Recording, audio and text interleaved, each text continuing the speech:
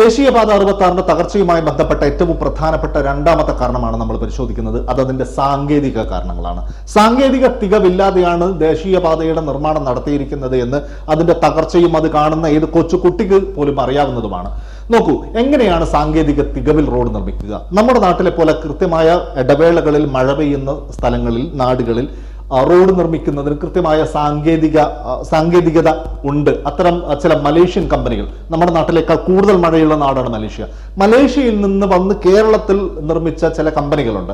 ആ കമ്പനികൾ നിർമ്മിച്ച റോഡുകൾ ഇപ്പോഴും 25-30 വർഷങ്ങൾക്ക് ശേഷവും തകരാറൊന്നുമില്ലാതെ നിലനിൽക്കുന്നുമുണ്ട്. എന്തുകൊണ്ടെന്നാൽ അവർ ഉപയോഗിച്ചിരിക്കുന്ന മെത്തേഡ് ഫ്ലെക്സിബിൾ പേയ്മെന്റ് മെത്തേഡ് എന്നൊരു സാങ്കേതിക വിദ്യയാണ്. ആ സാങ്കേതിക വിദ്യയായിരുന്നു ആക്ച്വലി ഇവിടെ ഉപയോഗിക്കേണ്ടിയിരുന്നത്. ആ സാങ്കേതിക വിദ്യയെക്കുറിച്ചൊരു ധാരണ നമുക്ക് ഉണ്ടാവുമെങ്കിൽ കിട്ടിക്കഴിഞ്ഞാൽ അടുത്ത എങ്ങനെയാണ് ഈ KNR കമ്പനി നമ്മുടെ കൂരിയാട് ദേശീയപാതയൊക്കെ നിർമ്മിച്ചത് എന്ന് കൃത്യമായിട്ട് നമുക്ക് മനസ്സിലാവും. നമ്മൾ അതിലേക്കാണ് വരുന്നത്.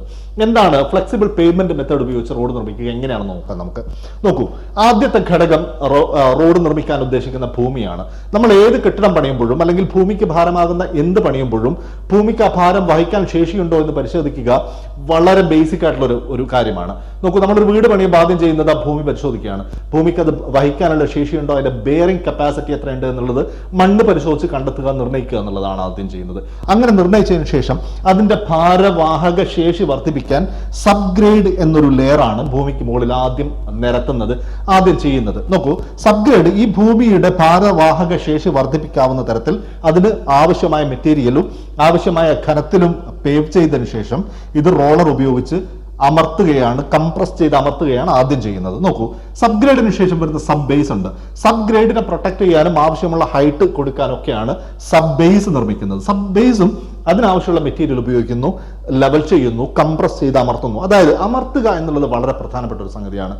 ഭൂമിക്ക് മുകളിൽ അല്ലെങ്കിൽ റോഡിൽ വന്നേക്കാവുന്ന റോഡ് വഹിക്കേണ്ട ഭാരത്തിന്റെ 100 ഇരട്ടിയെങ്കിലും കംപ്രസ് ചെയ്ത് നിർത്തി വെച്ചെങ്കിലേ നമുക്ക് അടുത്ത ലെയറിലേക്ക് പോകൂ എന്നുള്ളതാണ് ഈ സാങ്കേതിക വിദ്യയുടെ ഒരു പ്രത്യേകത. സബ് ബേസിന് ശേഷം ബേസ് നിർമ്മിക്കുന്നു. ബേസ്മെന്റ് എന്ന് പറഞ്ഞാൽ റോഡിന്റെ ഏറ്റവും ഉപരിതലവും സബ് ബേസിന്റെയും ഇടയിലുള്ള ഒരു ഭാഗമാണ് ബേസ്.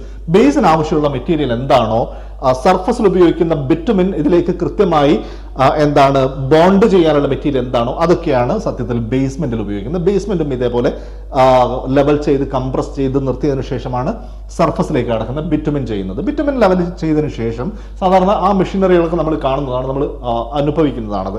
ഇതിനു ശേഷം വരുന്ന ഒരു കോട്ടിംഗ് ഉണ്ട്. അതായത് സർഫസിന് മുകളിൽ, അതായത് നമ്മൾ ടാറിംഗ് എന്ന് പറയുന്ന ടാർ ചെയ്തതിന് മുകളിൽ ചെയ്യുന്ന ഒരു വാട്ടർ പ്രൂഫിംഗ് കോട്ടിംഗ് ഉണ്ട്. ഇത് വളരെ പ്രധാനപ്പെട്ടതാണ് നമ്മുടെ നാട്ടിലെ റോഡുകളിൽ. കാരണം ഇടവേളകളിൽ മഴ, റെയിനി സീസൺ തന്നെ നമുക്കുണ്ട്. അതുകൊണ്ട് മഴവെള്ളം റോഡിന്റെ അകത്തേക്ക് ഇറങ്ങാതിരിക്കാൻ ഈ വാട്ടർ പ്രൂഫിംഗ് കോട്ടിംഗ് വളരെ അത്യാവശ്യമാണ്. അതുകൂടെ ചെയ്തതിന്റെ അടിസ്ഥാനത്തിലാണ് മലേഷ്യൻ കമ്പനികളുടെ റോഡൊക്കെ നമ്മുടെ നാട്ടിൽ കൃത്യമായ തകർച്ചകളില്ലാതെ നിലനിൽക്കുന്നത്. ഇനി നമ്മുടെ KNR കമ്പനി കൂരിയാട് എങ്ങനെയാണ് ചെയ്തതെന്ന് കൂടെ നമ്മൾ പരിശോധിക്കുമ്പോഴാണ് എത്രമാത്രം നിസ്സാരമായാണ്, എത്രമാത്രം ഉത്തരവാദിത്വം ഇല്ലാതെയാണ് ഈ കോൺട്രാക്ടർമാരും ഈ കമ്പനികളും ഈ സർക്കാരും അതിന്റെ സംവിധാനങ്ങളൊക്കെ ഈ റോഡ് പണി നടത്തിയത് എന്ന് നമുക്ക് മനസ്സിലാവും. നോക്കൂ, കൂരിയാട് ദേശീയപാതയുടെ NSL എന്ന് പറയുന്നത്, അതായത് നാച്ചുറൽ സർഫസ് ലെവൽ എന്ന് പറയുന്നത് വയലാണ്. ഏറ്റവും ദുർബലമായ മണ്ണ് നിൽക്കുന്ന സ്ഥലമാണ് വയൽ, വെള്ളം കെട്ടിക്കിടക്കുന്ന സ്ഥലമാണ്. നോക്കൂ, ഇവിടെ ആദ്യം ചെയ്യേണ്ടിയിരുന്നത് മണ്ണ് പരിശോധനയായിരുന്നു. ഈ വയലിന് ഇത്ര വലിയ ഒരു റോഡ് താങ്ങാനുള്ള ശേഷിയുണ്ടോ എന്ന് പരിശോധിക്കുകയായിരുന്നു. KNR കമ്പനി അങ്ങനെ ഒരു പരിപാടി ചെയ്തിട്ടില്ല. നേരിട്ട് എന്താ ചെയ്ത് എന്ന് ചോദിച്ചാൽ ഇവിടെ മണ്ണ് കൊണ്ടുവന്ന് ഇറക്കുകയായിരുന്നു. വയൽ ലെവൽ ചെയ്യുന്നു, മണ്ണ് കൊണ്ടുവന്ന് ഇറക്കുന്നു. സബ്ഗ്രേഡ് ചെയ്തിട്ടില്ല. ഈ ഭാരവാഹക ശേഷി പരിശോധിച്ചത് ഉയർത്താൻ ആവശ്യമായ സബ്ഗ്രേഡ് ചെയ്തിട്ടില്ല, സബ് ബേസ് ചെയ്തിട്ടില്ല, ബേസ് ചെയ്തിട്ടില്ല. ഈ 3 പ്രധാനപ്പെട്ട ഭാഗങ്ങളും സ്കിപ്പ് ചെയ്തിട്ടാണ് KNR കമ്പനി നേരെ കൊണ്ടുവന്നിട്ട് ലോറിയിൽ, വലിയ ട്രക്കിൽ മണ്ണ് കൊണ്ടുവന്ന്, കുന്നടിച്ച് മണ്ണ് കൊണ്ടുവന്ന് ഇവിടെ തള്ളുകയായിരുന്നു.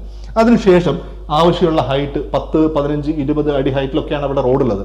ഇത്ര വലിയ ഹൈറ്റിൽ റോഡ് മണ്ണിട്ട് നിരത്തിയതിനു ശേഷം വേറെ ഒരു കാര്യം കൂടെ ഉണ്ട് കേട്ടോ. ഈ മണ്ണ് നിൽക്കാനായിട്ട് ബ്രിക്സ് ഉപയോഗിച്ചിട്ട്, ഇന്റർലോക്ക് ബ്രിക്സ് ഉപയോഗിച്ചിട്ട് ഇവിടെ ബ്രിക്സ് കെട്ടിയിട്ടുണ്ട്. യഥാർത്ഥത്തിൽ ഈ ബ്രിക്സ് മണ്ണിനെയാണോ താങ്ങുന്നത്, മണ്ണ് ബ്രിക്സിനെയാണോ താങ്ങി നിർത്തുന്നത്, പിടിച്ചു നിർത്തുന്നത് എന്നുള്ള ഒരു കൺഫ്യൂഷൻ ഉണ്ടായിരുന്നു. ആ കൺഫ്യൂഷൻ നമുക്ക് ഈ തടസ്സയോടെ മാറി കിട്ടി. നമ്മൾ അതുവഴി പോകുമ്പോൾ എനിക്ക് തോന്നുന്ന സംശയമായിരുന്നു, ഈ മണ്ണ് ബ്രിക്സിനെയാണോ താങ്ങി നിർത്തുന്നത് അതോ ബ്രിക്സ് മണ്ണിനെയാണോ താങ്ങി നിർത്തുന്നത് എന്നുള്ളത്. നോക്കൂ, ഈ മണ്ണ് അവർക്ക് ആവശ്യമുള്ള ഹൈറ്റിൽ മണ്ണിട്ടതിന് ശേഷം അവർ മുകളിലത്തെ ലെയറിൽ മാത്രം കംപ്രസ് ചെയ്യുന്നു, മണ്ണ് ഉറപ്പിക്കുന്നു, ലെവൽ ചെയ്യുന്നു, മണ്ണ് ഉറപ്പിക്കുന്നു. ഇങ്ങനെ സംഭവിക്കുമ്പോൾ, ഇങ്ങനെ ചെയ്യുമ്പോൾ എന്താണ് കുഴപ്പം എന്ന് പറഞ്ഞാൽ, ഈ മുകളിലെത്തുന്ന 3-4 അടി മാത്രം മണ്ണ് ഉറക്കുകയും അതിന്റെ താഴത്തുള്ള മണ്ണ് ലൂസായിട്ട് തന്നെ കിടക്കുകയും ചെയ്യും. അതിന്റെ മുകളിൽ ഇവരെന്ത് ചെയ്യുന്നു? ബിറ്റുമിൻ ചെയ്യുന്നു, ലെവൽ ചെയ്യുന്നു. Waterproofing, no waterproofing coating, waterproof coating ഇല്ല, പകരം സർഫസ് ചെയ്യുന്നു. വാഹനങ്ങൾക്കായി റോഡ് തുറന്നു കൊടുക്കുന്നു. ദാ കിടക്കുന്നു 6 വരിപ്പാത, വാഹനങ്ങളൊക്കെ പോകാൻ തുടങ്ങി. ദാണ്ടേ വരുന്നു മഴ. 2 മഴ പെയ്യുമ്പോഴേക്ക് എന്താ സംഭവിച്ചെന്നറിയോ? മഴ പെയ്ത് വാട്ടർ പ്രൂഫിംഗ് ഇല്ലാത്ത ഉപരിതലത്തിലൂടെ വെള്ളം താഴേക്ക് ഇറങ്ങാൻ തുടങ്ങി, വെള്ളം താഴേക്ക് പെനിട്രേറ്റ് ചെയ്യാൻ തുടങ്ങി. പെനിട്രേറ്റ് ചെയ്യുമ്പോൾ എന്താ സംഭവിക്കുക എന്ന് പറഞ്ഞാൽ, നമ്മൾ മണ്ണിൽ വെള്ളം ഒഴിച്ചാൽ എന്താ സംഭവിക്കുക? മണ്ണ് താഴേക്ക് പോകും. അതേ കണക്ക് മഴവെള്ളം താഴേക്ക് വന്നതോടുകൂടി ഈ ഇട്ട ലൂസ് മണ്ണിട്ടല്ലോ അത് മുഴുവൻ താഴേക്ക് പോയി. അങ്ങനെ മണ്ണ് താഴേക്ക് പോവുകയും ഈ സർഫസിനും, അതായത് ടാർ ചെയ്ത ഭാഗത്തിനും ഈ മണ്ണിനുമിടയിൽ വലിയൊരു ഒഴിവ് രൂപപ്പെട്ടു, വലിയൊരു ശൂന്യമായ സ്ഥലം രൂപപ്പെട്ടു. കാരണം മണ്ണ് അടിയിലേക്ക് പോയിട്ടുണ്ട്. പിന്നെ താങ്ങി നിർത്താൻ, സർഫസിനെ താങ്ങി നിർത്താൻ മറ്റൊന്നുമില്ല. അത് അതിന്റെ സ്ട്രെങ്ത് ഉപയോഗിച്ച് അത് നിൽക്കുന്നു. അതിന്റെ മുകളിൽ മറ്റൊരു ഭാരം വരുമ്പോൾ അത് പൊട്ടി താഴേക്ക് പോകുന്നു. ഇതാണ് യഥാർത്ഥത്തിൽ സംഭവിച്ചത്. അതുകൊണ്ടാണ് ആദ്യത്തെ മഴയ്ക്ക് തന്നെ വാഹനം പോകുന്നതിനിടയിൽ ഈ റോഡ് പൊട്ടി താഴേക്കിറങ്ങി വലിയ ഹോളുകൾ രൂപപ്പെടുന്നത്, ഗുഹകൾ രൂപപ്പെടുന്നത്, വലിയ കിടങ്ങുകൾ പോലെ രൂപപ്പെട്ടത്. അതുകൊണ്ടാണ് ഇതിനെ താങ്ങി നിർത്താൻ താഴത്തൊന്നും ഉണ്ടായിരുന്നില്ല. ഇട്ടിരിക്കുന്ന മണ്ണ് മുഴുവൻ താഴേക്ക് പോയിരിക്കുന്നു എന്നുള്ളതാണ്. ഇനി ഇതിന്റെ സാമ്പത്തിക കാരണങ്ങളുമായിട്ട് എങ്ങനെയാണ് ലിങ്ക് ചെയ്യാന്ന് ഞാൻ നേരത്തെ പറഞ്ഞല്ലോ. അതിനെ നോക്കൂ, ഇത്രയും സ്ഥലത്ത് കൃത്യമായ ഇതേപോലെ ഈ നമ്മൾ ആദ്യം പറഞ്ഞ ഉദാഹരണം പോലെ മലേഷ്യൻ കമ്പനികളൊക്കെ ചെയ്യുന്നത് പോലെ സബ്ഗ്രേഡും സബ്ബേസും ബേസും ഒക്കെ ചെയ്ത് ഉറപ്പിച്ച് നിർത്തണമെങ്കിൽ അതിനാവശ്യമുള്ള ഫണ്ട് വേണമായിരുന്നു. പക്ഷേ റോഡ് നിർമ്മാണത്തിന്, ഇതേ കണക്ക് റോഡ് നിർമ്മാണത്തിന് അനുവദിക്കപ്പെട്ട ഫണ്ടിന്റെ 75% റോഡ് പണി തുടങ്ങുന്നതിന്റെ മുമ്പ് പലരുടെയും പോക്കറ്റിലേക്ക് പോയിട്ടുണ്ട്. അദാനിയുടെ പോക്കറ്റിലേക്ക് പോയിട്ടുണ്ട്, ബന്ധപ്പെട്ട വകുപ്പ് മന്ത്രിമാരുടെ പോക്കറ്റിലേക്ക് പോയിട്ടുണ്ട്, പാർട്ടി നേതാക്കളുടെ പോക്കറ്റുകളിലേക്ക് പോയിട്ടുണ്ട്, നാഷണൽ ഹൈവേ അതോറിറ്റി ഓഫ് ഇന്ത്യയുടെ ഉദ്യോഗസ്ഥരുടെ പോക്കറ്റുകളിലേക്ക് പോയിട്ടുണ്ട്. അങ്ങനെ 75% പണം പല വഴിക്ക് പോയിട്ടുണ്ട്. ബാക്കി 25% തുക മാത്രമാണ് ഈ റോഡിന്റെ പണി ഗ്രൗണ്ടിൽ ഇരുന്ന് ചെയ്യേണ്ട കോൺട്രാക്ടറുടെ കയ്യിലേക്ക് വരുന്നത്, നിർമ്മാണ കമ്പനിയുടെ കയ്യിലേക്ക് വരുന്നത്. സ്വാഭാവികമായും അവരെ സംബന്ധിച്ച് അവർക്ക് കയ്യിലുള്ള പണത്തിന് റോഡ് പോലെ ഒരു സാധനം ഉണ്ടാക്കി കാണിക്കുക മാത്രമേ ചെയ്യാനുണ്ടായിരുന്നുള്ളൂ. അതാണ് അവർ ചെയ്തത്. നാഷണൽ ഹൈവേ 66ന്റെ തകർച്ചയ്ക്ക് യഥാർത്ഥത്തിലുള്ള ഈ 2 കാരണങ്ങൾ മാത്രമാണ്.